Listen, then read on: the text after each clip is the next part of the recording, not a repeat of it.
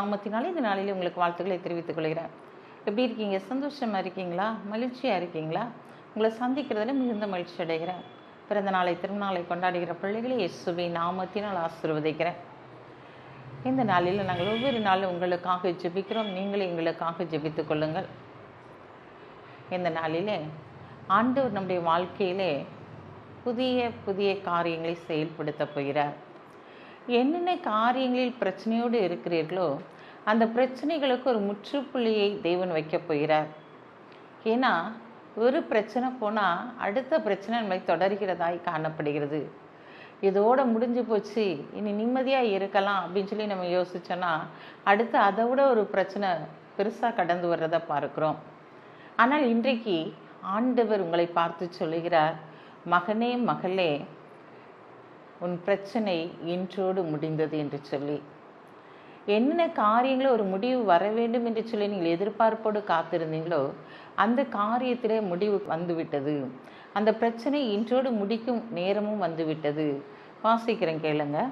நீதிமொழிகள் 23ஆம் அதிகாரம் 18ஆம் வசனம். நிச்சயமாகவே முடிவுண்டு, உன் நம்பிக்கை வீண் போகாது. நிச்சயமாக இந்த பிரச்சனைகளுக்கு ஒரு முடிவு உண்டு. எல்லா காரியத்திற்கும் ஒரு முடிவை கொடுக்கிறார். அதனால தான் சொல்ல, நிச்சயமாகவே ஒரு முடிவு உண்டு, உன் நம்பிக்கை வீண் போகாது.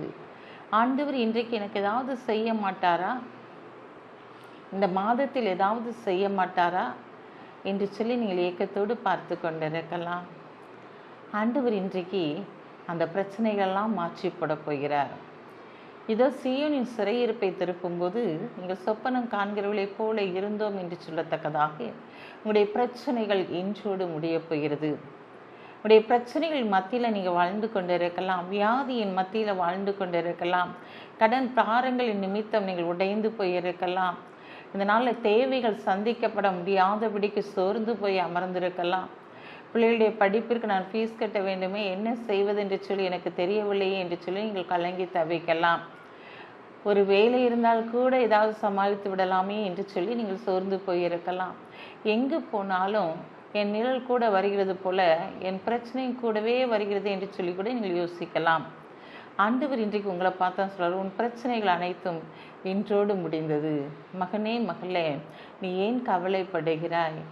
இந்த நாள் அந்த பிரச்சனைகளை முடிக்கும்படியாக, உன் நம்பிக்கையை பெருக பண்ணும்படியாக, உன் நம்பிக்கையினால் நீ சந்தோஷப்படும்படியான காரியத்தை நான் முன்னேற்றிருந்து செயல்படுத்தும்படியாக இதோ நான் கடந்து வந்திருக்கிறேன். உன் வியாதியை குறித்து நீ கலங்கி கொண்டிருக்கலாம்.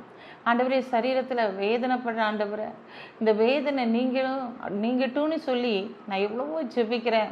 அந்த ஜெபிக்கிற நேரம் நான் சுகமாக இருந்த மாதிரி இருக்கிறேன்.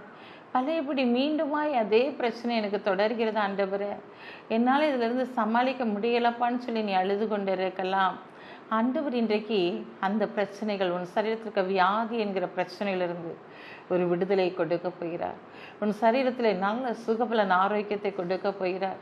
நீ எதையெல்லாம் பிரச்சனைன்னு சொல்லி நினைக்கிறாயோ அந்த பிரச்சனைகள் அனைத்தும் இன்றைக்கு முடிய போகிறது. பயப்படாதீங்க. ஏன்னா பிரச்சனைகளுக்கு முடிவை கொடுக்கிறவர் இன்றைக்கு உன் அருகிலே கடந்து வந்திருக்கிறார். இன்றோடு உன் பிரச்சனைகளுக்கு ஒரு தீர்வை கொடுக்கும்படியாக அவர் கடந்து வந்திருக்கிறார்.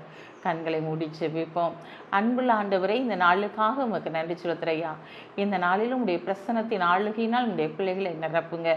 கடன் பிரச்சனைகள், வியாதிகள், வறுமைகள், தரித்திரங்கள், ஆண்டவரே தேவைகள், ஆண்டவரே தொழில் இல்லாத சூழ்நிலை, வேலை இல்லாத சூழ்நிலைகள் எல்லாம் இன்றைக்கு முடிந்து போகட்டும் ஆண்டவரே. இன்றையிலிருந்து அவர்கள் புதிய வாழ்க்கை வாழத்தக்கதாக நீர் அனுகிரகம் பண்ணுவீராக என்று சொல்லி ஜெபிக்கிறேன் இயேசுப்பா. இந்த நாளிலும் பிறந்த நாளை திருநாளை கொண்டாடுகிற பிள்ளைகளை இயேசுவின் நாமத்தினால் ஆசீர்வதித்து ஜெபிக்கிறேன் இயேசுப்பா. அப்பா, இந்த நாளில் தகப்பனே, நான் உன்னை காண்கின்ற தேவன் என்று சொன்னது போல ஆண்டவரே, இந்த நாளில் நீர் காண்கிற தேவனாக இருந்து இவர்களை வழி நடத்துங்க. இயேசுவின் நாமத்தில் ஜெபிக்கிற நல்ல பிதாவே, ஆமென்.